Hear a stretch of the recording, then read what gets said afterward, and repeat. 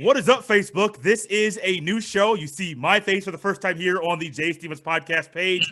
And to my left, it is a gentleman that I have been a good friend with for quite some time. And we are starting a new show today. Yes, the Jay Stevens podcast is not going to die, but we're starting a new show called Let Fans Talk with Jay Stevens, myself. And this is a space for fans like Garrett Grandy, the gentleman that you see here with me, to talk about what it's like being a fan of the area or the teams in this case that he is a fan of. Garrett Grandy, a lifelong unfortunate Boston sports fan, and growing up, we were younger in college, we talked trash a lot. And well, now is the time for Garrett and I to be able to kind of talk trash, but more in a civilized manner than it was when we were in college. Garrett Grandy, a lifelong sports fan, thank you for being the very first guest here on Let Fans Talk with Jay Stevens. Garrett Grandy, how are you doing, man? Thank you. I appreciate that. I'm honored. I didn't know I was the first guest. I appreciate that. And yes, I will try to be as civilized as possible. It's quite obvious. You know, I got the Patriots, you got the Colts. So there's a rivalry there.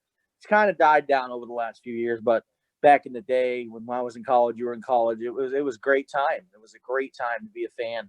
And I'm honored to be here. I appreciate it. No problem, Garrett. I'm glad you can be here. I am very glad that we can talk about your fandom. And I personally wore this hat, had to keep the logo behind me of the Jay Stevens podcast. But Garrett, he said he'll be ready in just one moment. Now, I'm thinking Garrett had a to-do list, a honey-do list that his wife gave him. But Garrett Grandy had to put on some gear to kind of rub it in my face that his part of the country, all they do is win. I believe it's a Boston Bruins t-shirt and a New England Patriots forget that team hat he has on right now. I don't like him. I know that I should not be a biased person, but my fandom runs deep in me, just like Garrett's. So, Garrett, first off, what was it like growing up a fan of Boston sports? Sure. So, you know, when I was younger, I wasn't that big into sports, but I think as I kind of got in my teenage years, it was more of like the camaraderie around family and friends, and you just had that like feeling of community among fellow sports fans that's just infectious. You know, you go to these Super Bowl parties and you see, you know, you go over somebody's house. I remember the first time I went to my dad's friend's house, Mike, and he had all these signed jerseys and tickets. And, you know, I was kind of introduced, if you will, to the history of Boston sports. And it's such a rich history. That's one of the things about it. You've got a lot of new teams, cities that have new teams, but you know, even with the Bruins and the Patriots going on, like on 60 years, the Celtics have been around since the beginning of the NBA. And so it's a rich history. And so growing up, even when the teams weren't that good or haven't won in a while, it's just one of those things that's like a family thing. It's passed down, you know, from generation to generation. And I'm sure you could say the same about, you know, Indianapolis Colts and the Pacers, you know, similar. It's just kind of passed down to you. So the passion, if you will, was passed down to me, probably from my dad and his friends, and just, you know, local radio and news. My dad always had the local radio on. I could hear people arguing, and eventually just kind of caught on. So, yeah, I mean, I think it's that infectious camaraderie, family type, you know, events that kind of sparked a fire in me for the teams. What would you not say? What would you say? What was the first game as far as Boston sports, any other sports? I mean, you guys got hockey, basketball, baseball, football. It's disgusting how many sports you guys are good at. Guys, forgive me. My bias is not going to go away. I'm going to keep talking trash to Garrett this entire time. This is one of the rare times I can do this, because at the end, I'm throwing a shot at him about this year's Patriots team. But what was the first game, Boston sports, that you attended, and what were some early memories from your childhood? So, you want first when I attended? So, because I think it's some ones I've watched. The first one that I ever attended was I think it was back in 2010, 2009. Was like I was probably like 15 or 16. Was like the first time we ever really got to go to any games, and we went to a Celtics game. The Celtics were horrible. I mean, horrible. I mean, at that time.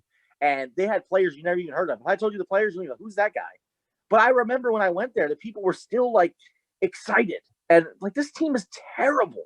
But people just love love the team. They loved representing the team, the name, the sport. And I think it's a city thing. It's a pride thing. You saw back, when the marathon bombings happened, how much sports played a role. And I think one of the most moving scenes in probably sports history is the Bruins played that night after the bombing had taken place, and all the fans were there singing the national anthem. And I think this might have been one of the most moving, not just as a, Boston fan, but as a sports fan in general. How can you not be moved by that?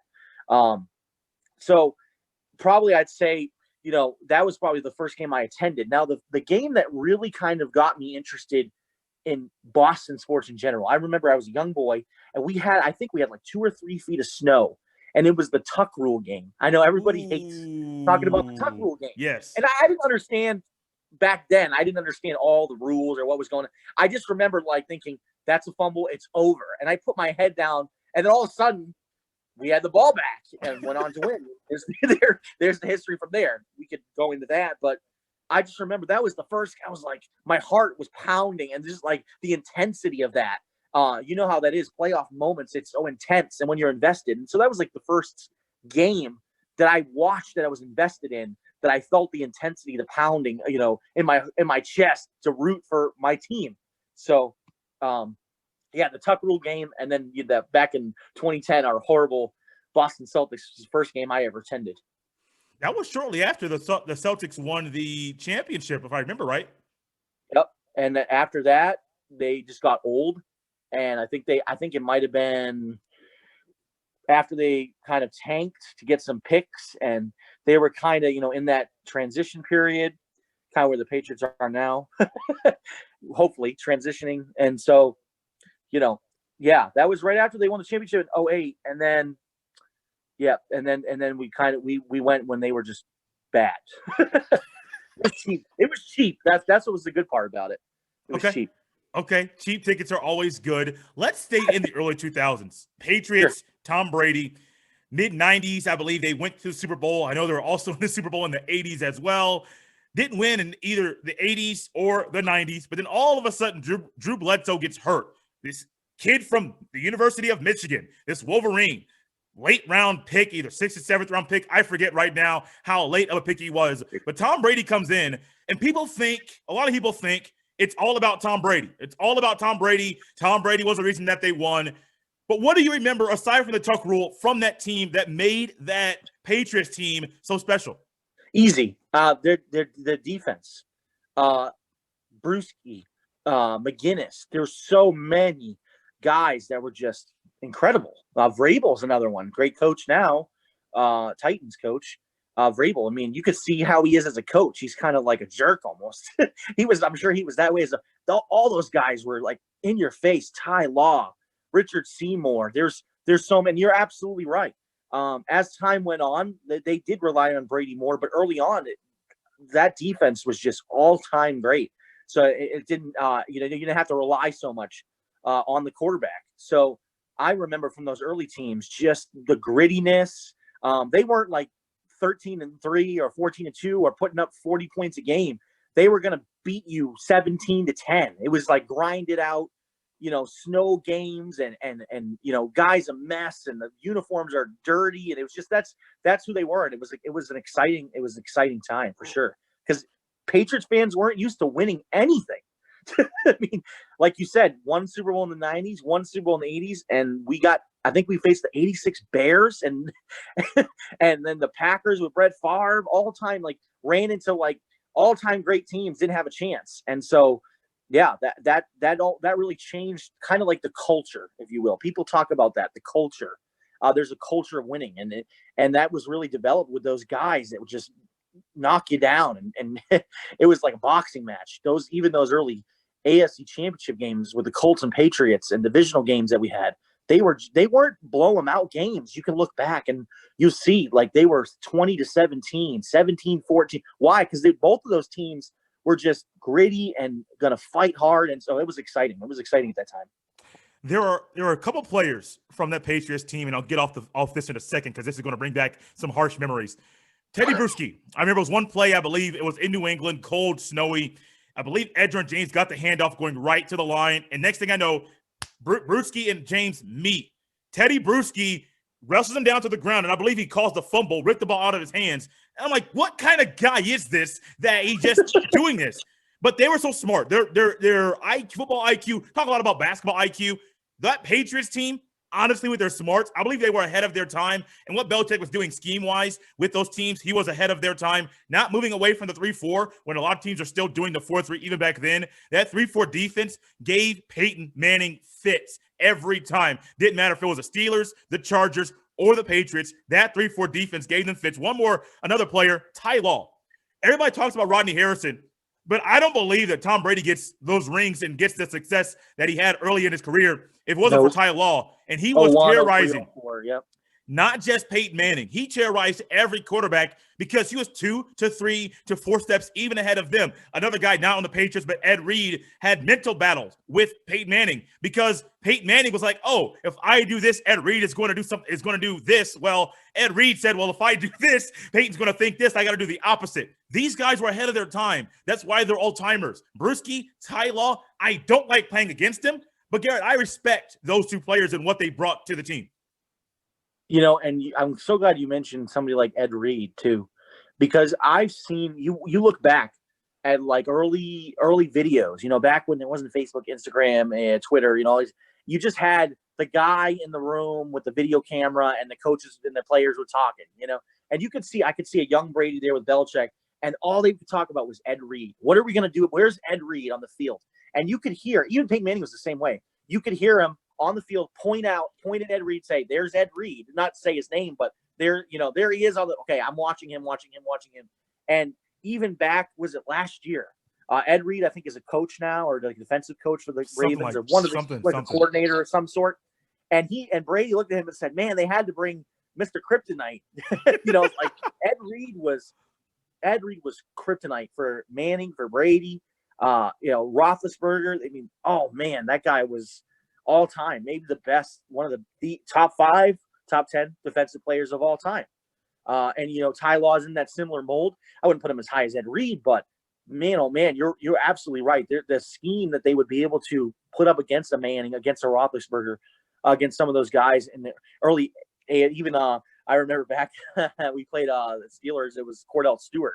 Mm-hmm. And that team was really good offensively. Mm-hmm. Hines Ward, Randall L. There were so many, you know, Bettis, and that team was loaded. And then they ran up against that team, and just couldn't get anything down the field, couldn't do anything. And it's just, like you said, they were ahead of their time, and it was impressive to see. And I feel like over the years, it was almost like the Colts and Tony Dungy started to kind of adopt that same mold, like, okay, I know how we're, you know, if we're going to use this against us, we're going to use this against you, you know. Mm-hmm. And the 06 and a couple other times, you guys beat us in the AFC Championship game a couple times, and to get to the Super Bowl. And it was the similar type of scheme, same type of, almost similar players too, that they drafted, because you guys had Bob Sanders, like these hard hitting safeties, cornerbacks. So man, the game back then, people would say, oh, the game today is so exciting because, you know, it's all offense and there's basically hardly any defense anymore.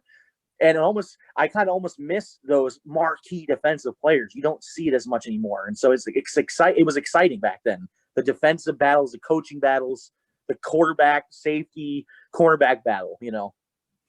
All right, I'm right there with you. And one thing I missed before, I'll go to basketball here in a second, talk about old school battles, Eddie George and Ray Lewis. The immense sheer respect that they had for each other, but the hatred at the same time. Respectful, but also the hatred. You're the middle linebacker. I'm the running back. You're a bruiser. I'm a bruiser. Who's going to win this battle? And I loved it. Ray Lewis, Eddie George brought the best out of Ray Lewis every time they met on the field. Yep. We see Derrick Henry. Who is a middle linebacker that's going to face up with Derrick Henry and be like, well, I'm going to stop you? I don't know. No, Darius Leonard's good. Anthony Walker's the middle linebacker for the Colts. I don't know anybody where we're going to get a running back and a middle linebacker, the old school style. The rules kind of, Garrett, the rules don't really lend to have that style of play or that type of battle anymore.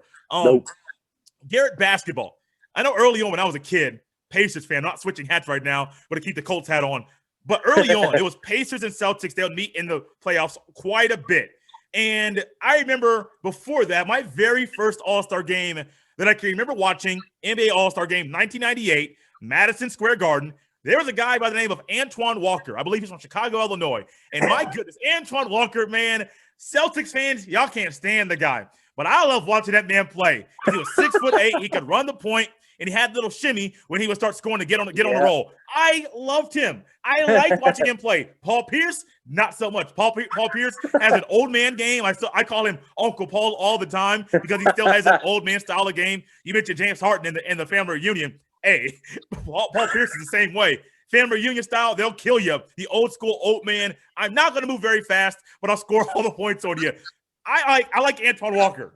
I don't like Paul Pierce as much. But those early days of the Celtics, early 2000s, that stuff still sticks out to me. And then he moved on, and you guys had to face my man Kobe. Got him once, but didn't get him twice. No. Hey, I don't know if you saw this, but the other day, Lamar Jackson, I haven't laughed this hard in quite some time. They asked, he said he's cramping. Do you know what I'm talking about? Yeah. He said he's cramping or something. You got to go. He said, well, I'm not Paul Pierce. I mean.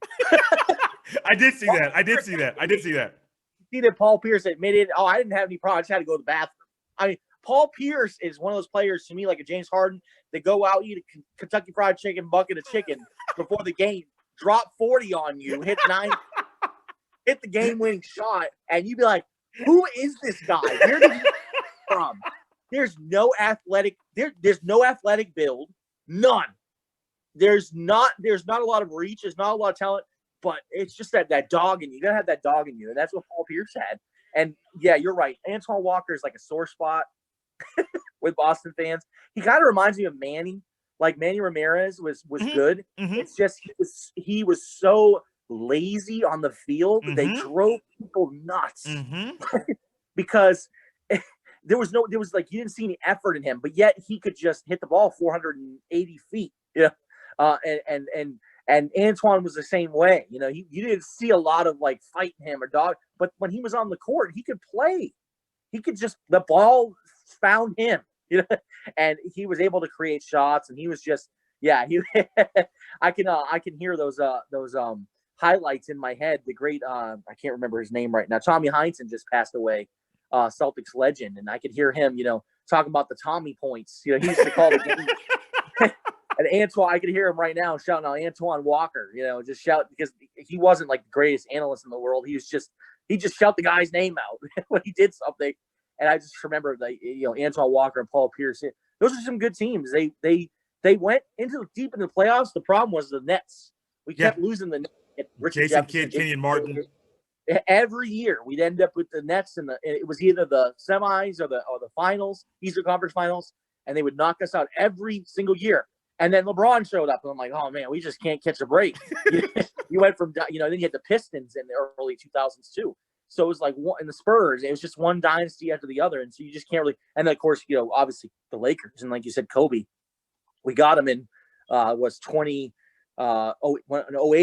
and then back in 010. But we won't talk about the fact that Kendrick Perkins blew his ACL, which kind of might have helped Mr. Kobe Bryant out a little bit, but rest in peace, Black Mamba. I no disrespect to Kobe. No, I gotta stop. Kendrick Perkins ACL, the reason why you didn't win a championship? Absolutely. Come on. Garrett, you can do better than that. Bynum, Gasol. I don't want, bro, I'm telling you, man. And Gasol traveled in game, I'll never forget it. Gasol traveled in game 7, we were up 2. Gasol traveled, the foot hit the ground. They didn't call it. They wanted Kobe to win. We all know that. And Garrett. Garrett. Oh my goodness. Kendrick Perkins, of all people, you had so much talent on that team, and you're blaming the ACL of Kendrick Perkins as to why you lost the NBA championship. Come on. Man. I have to come up with some reason, man. I can't. That's the thing about us Boston fans. We got to find a reason. Brady blew out his 17 stitches in his hand. The guy didn't pump up the balls enough for Deflategate. There's got to be a reason. It's called. Sorry. This is 2020. Let's be realistic and keep it. Let's keep things real. You guys cheated. You guys. I was not planning on going here, but you guys cheated numerous times. You guys are recording the film of the Bengals. Excuse me, the Bengals. The Cincinnati, Bengals. We already know about this, that we know that Bill Belichick was exonerated in that situation. We don't have to get into that. We can pass by the Bengals thing. But hey, bro, we know it was 7-0 in that halftime, and then 7-0 at halftime, and all of a sudden they pumped the balls up correctly and won 45-7. I'm sorry, man, but that night when you guys ran that fake punt, worst play of all time punt thing with Griff Whaling, and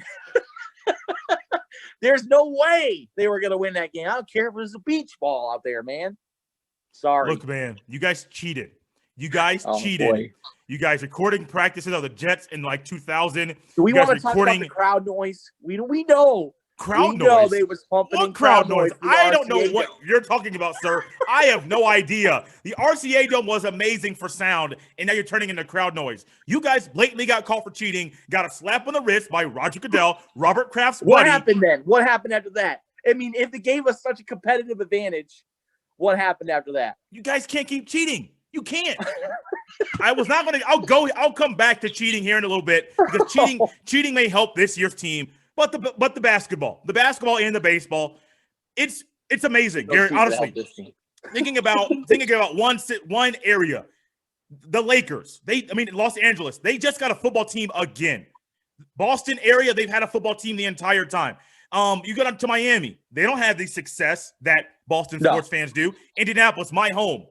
We got the Colts, got the Pacers, have no baseball, have no hockey team. Baseball, AAA, no hockey minor league as well. But it's hard to find an area. Go down to Texas and Dallas. They're not having the success that the Boston sports fans are.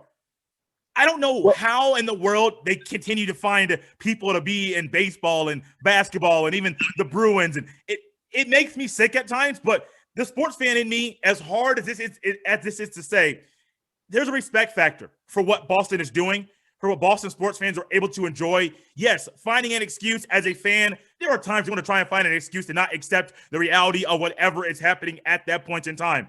But when we talk about the early 2000s, talk about the Patriots, talk about the Celtics, that I think it was 03 or 04 ALCS against the Yankees, coming back from down 3-0.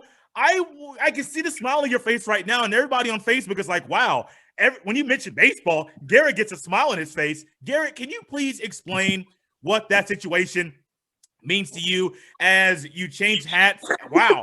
Wardrobe change right here, live on Facebook. Maybe I should change. I got to get the Red Sox, man. I got to get some baseball. Hey, I don't blame you. I don't blame you at all, Garrett. As a baseball fan, I know you're a big baseball fan.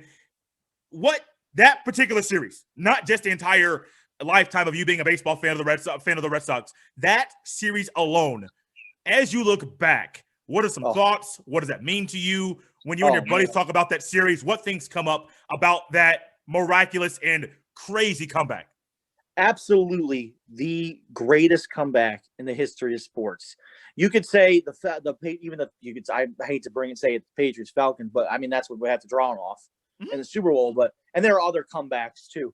But man, they were down 3-0 to the Yankees. I mean the Yankees. I mean the team. And this was back when the Yankees, guys, when the Yankees were amazing. They had just come off, I believe, 3 straight World Series wins in 98, 99, 2000, or 99, 2000, 2001. My years may be off, but this was back early years of Derek Jeter. 3 straight. 3 straight World Series. That never, ever happens. And they're still riding high off of that. Derek Jeter is amazing. One of the best shortstops in the game at that time. And then they run into the Red Sox. Sorry, Garrett, to cut you off, but to keep it in context. Think about this. Between 03 and 04, the Red Sox and Yankees played each other 62 times. The Red Sox won 37, the Yankees won 35.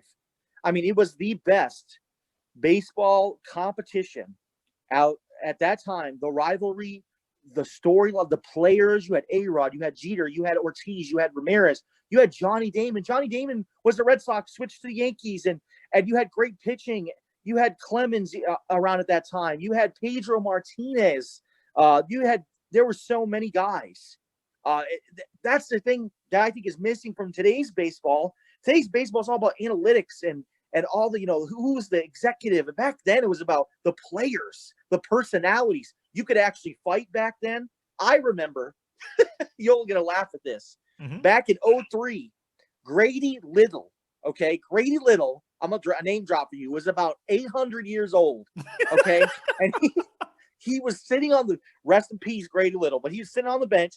They going at it. Grady Little okay, who's 1,000 years old. Now he's 1,000. He's running out towards Pedro, and Pedro flings him on the ground. A grandpa, a great grandpa. He flings him on the ground. I remember that. I remember that situation. I do.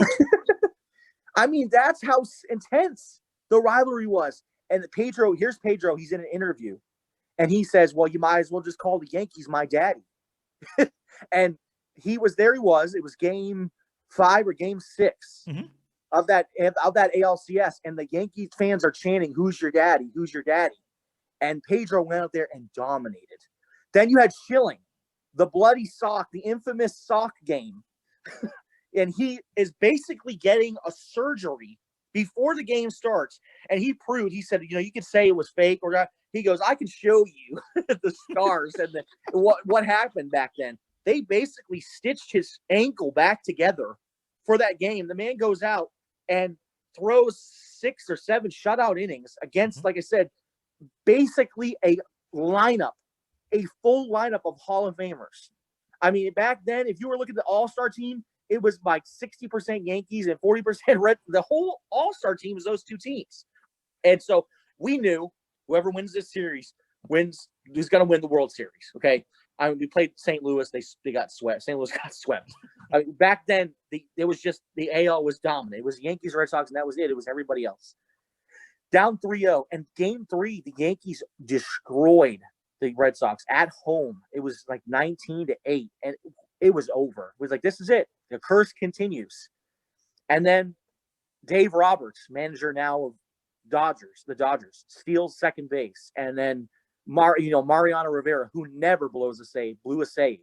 And then you're thinking, okay, 3-1, but come on, it's the Yankees. And then it's 3-2. And I remember I was up till some of those games went to 2 a.m., 3 a.m., some 14-inning, 15-inning games. And I watched every pitch of those games. And the only game I can compare to those games was that Cubs World Series. When the Cubs won the World Series, I think it went that was the type of game those games were. And it was enthralling and just I'm not a big Joe Buck fan, but I was actually enjoying listening to Joe Buck back then. And yeah, I'll never forget that. There's actually some pretty good documentaries out there. It was like a night in October, a week in October or something like that. There's a series that ESPN did is so good. Bill Simmons, they had an interview with him, and it's just he's how he is. He's pretty biased, but he's interesting to listen to. But if you're ever interested in looking back, there's some great footage and documentaries that they got. But there was some great characters on those teams. Kevin Millar, Kevin Youkilis. There was who it became a Yankee too. I mean, basically it was whoever had the most money was going to buy the championship back then. Because this was pretty much post steroids. Because they in the early 2090s was really when they had the report and the meeting in Congress and all that. And so there was still some players here and there, but it was kind of after that. And so it was the best baseball competition ever. That's what I can remember from that series. Amazing. What about recent years? We talked a lot about the 2000s. What about between like 2010 to 2020? Celtics got better, got Brad Stevens. Amazing to get him to go from Butler to Boston. He said it was a no-brainer. I mean, if you can go from being the head coach at Butler University to being the head coach of the Boston Celtics, it kind of is a no-brainer. He did it so well. I just wanted to make the best move for me and my family. Great, Brad. I would too. I mean, it's almost like a no-brainer. Butler, great. Right. Tradition. Boston, one of the best franchises in NBA history. It makes a whole lot of sense. And so you got the Celtics, Red Sox again. You have New England Patriots. I don't want to say their name, but I got to respect them. And I want to say the Bruins have been decent to good as well. What sticks out from the past decade, more recent? I'm sure the memory bank is a lot fresher from things that have happened more recently than those that have happened 2 decades ago. I think just the sheer amount of opportunity to win championships is unparalleled. When one team was bad, then there was always the other team was in the championship or fighting for the championship. There was a year Brady, actually that might have been before 2010, but he got hurt. And so, but we could still watch the same year the Celtics won the championship. So there was always another franchise that was right there. The Red Sox, I think, have won 3 or 4 this decade, and the Patriots have been in many Super Bowls this decade. And I think, there's so many moments. I think that's the thing you can you can do, and it's hard to do also, is just bottle up moments. But what we're seeing, what I can remember we're seeing now, is these guys that I grew up on are now, older and retired or about to retire. And so that's like, it's like a changing of the guard. And that's kind of a sad part too. Not even just Patriots teams. I like, like you said, you talk about respect. I mean, a man like Peyton Manning, and there's other players that just garner respect. Just to see him retire was sad. I didn't want to see him go. I wanted that to, continue on forever. Those games and the rivalry, and just we really looked forward to that. And I like winning, and winning the championships is awesome. In all four major sports. Even with the Bruins, my dad got to go to the parade, and they had, even the hockey team had over 1 million people at the parade. Wow. And he said it was really incredible to be at, and they do like a duck boat. They have the duck rally, Mm-hmm. The famous Boston duck boats, and they go out there and go ride through the town, and the fans are out there, and he just said it's just incredible, the spirit, even when we lose, the passion that's there. And I think that's something that's special about being a fan in this area, is that it's like a personal, we take it personally. Like it's a personal, some teams or some fans, they can lose and they'll wake up the next day and it doesn't even affect them, but it affects people deeply in the Boston area. Like it's a personal experience. And I feel that way about, there's a lot of cities that are like that too. But Boston is one of the rare places that's like that, where you can ask me, well, hey, what happened 17 years ago with this game? It just, we can remember that stuff because it means something. It's personal. And so I think that's something that I gained from the last 10 years, how much more personal it was. And the more that I see my family getting older, my uncles, my dad, my grandfather, the more like important it is to me, because those are memories that you're going to hold on to. Like I remember where I was when I was watching this game with my dad, and what happened, and what we said, and the feeling, or when we lost, and all those things. It's a personal experience. Personal experience. Garrett, Grandy, my goodness. This has been fun. We're not done yet. Guys, there's one more topic I want to bring up. One more thing. It's not anything that happened early 2000s. No more Paul Pierce. No more Tom Brady. No more Ty Law talk. No more Brad Stevens. No more. We could have brought up Bill O'Brien. We could have brought up so many things. Boston Bill sports. No more World Yankees and Red Sox talk. No more. We didn't talk about hockey because your boy, I don't know much hockey. But this year, there's a quarterback by the name of Cameron Newton. And before this season, Garrett came on the Jay Stevens podcast. You can go back and listen to the NFL preview with Garrett Grandy, and he will talk about Cameron Newton and his expectations and how Garrett thought Cam Newton would play.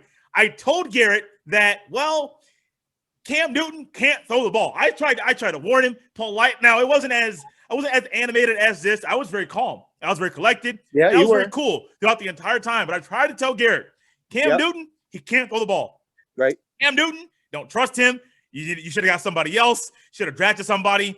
Don't trust Cameron Newton. And guys, this is my one time to gloat and to be very, very happy with what I can say right now to Garrett Grandy. Because my whole life, our whole friendship, Garrett Grandy has been the guy with Boston sports that Boston has been a better sports town than Indianapolis.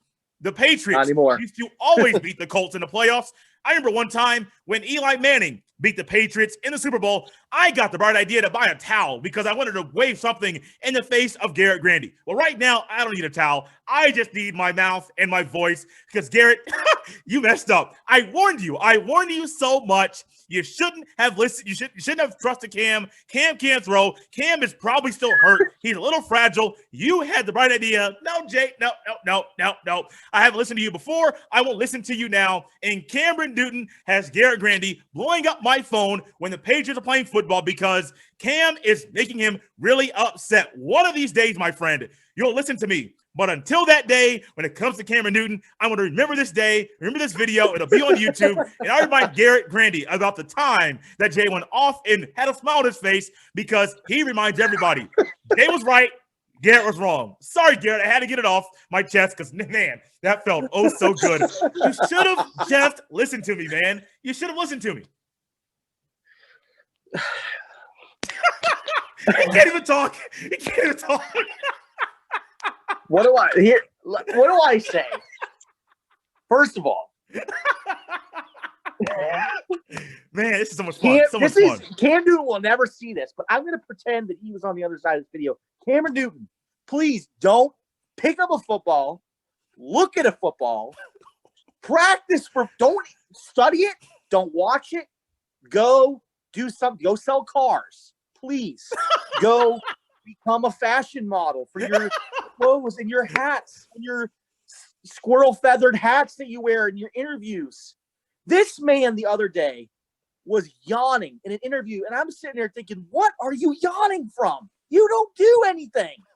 The man, I watched the game the other day. This is my rant, okay? First of all, you were right. I was wrong. I concede you were right about Mr. Cam Newton. I watched the game yesterday. First drive. If I was a betting man and I had $50 billion, and I said, what will be the Patriots' first play? And I would have put down probably $49.5 billion on the QB sneak from Cam Newton draw to the right. He's going to probably pitch it to somebody behind him, 17 yards. He can pitch it fine. His pitching ability is great.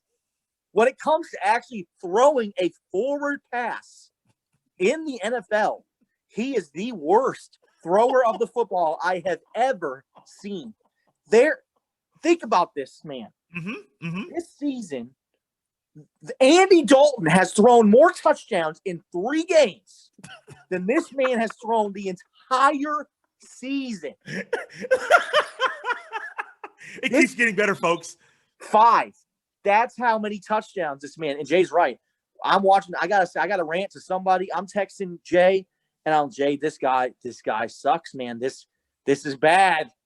Put in Stidham, and now we're gonna put him in. Now that we're out of the playoffs, we're gonna put him in. I would have rather seen Julian Edelman throw Jacoby Myers threw a good pass. I'd rather see him. Doug Flutie, call him up. Joe Montana, how old's he? 62. Call him up. Anybody but Cam. My goodness. But hey, what can I say? It's our time. It's like I texted Jay, I texted you, and I said, so this is what it feels like to lose and to miss the playoffs and to know you're going to lose. Like the feeling of knowing you're going to lose a game has never happened to me. Never. Like I could go back 10 years ago. Okay, we're going to play this team in the divisional round. We're going to beat them and then probably win the AFC. The Super Bowl will be a toss-up, but we'll at least get to the Super. I don't even know if this man could, if he played the Boston College Eagles, if he could beat them. That's all I got to say. You were right. I was wrong. We're in for a dark, dark winter in time. And this man is in his interviews, and I'm done after this, man. But he said, the guy asked him, they said, do you feel like, that you're to blame for the lack of success?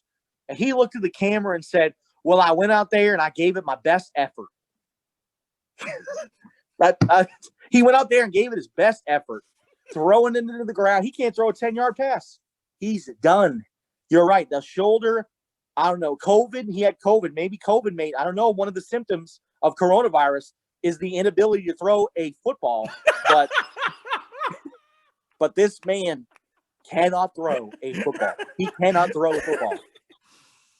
I'd rather watch golf than watch this man play. Charlie Woods is a better golfer than Cam Newton is a better football player. So there you go. Garrett Scott Grandy, my friend, guys.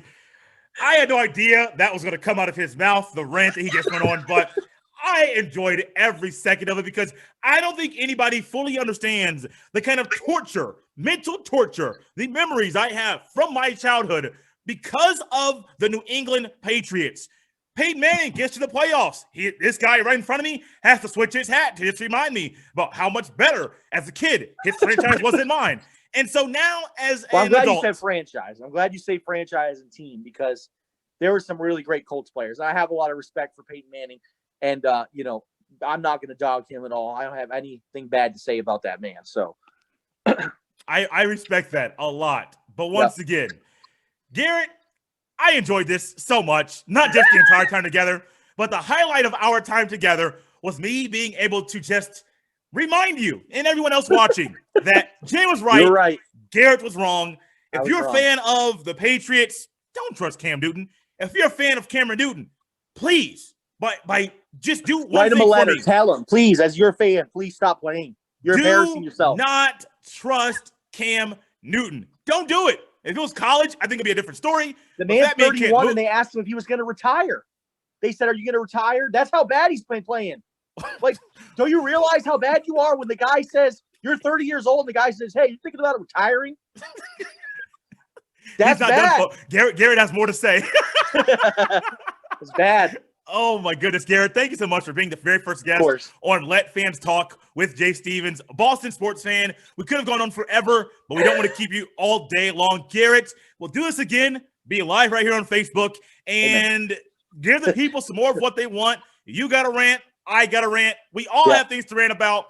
Next time, we may talk about something more current going on in sports. But right now, reminiscing a little bit about your fandom as a Boston sports fan for your entire life. It has been fun, enjoyable at times, but the best part was reminding you were wrong. Garrett, Grandy, thank you so much for coming on. I really appreciate it.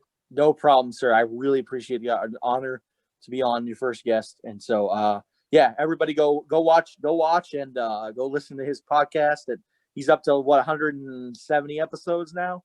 So something like that. 161 came out today on Monday morning, and then we'll be just keep rolling along. Have some more things coming up, and Garrett Grandy will be on the podcast coming up soon. I didn't ask him yet. I'm just telling him right now. Garrett, open up your schedule. I need you. Thanks, guys. This has been fun. We will be back here again about a week or two from now. All right.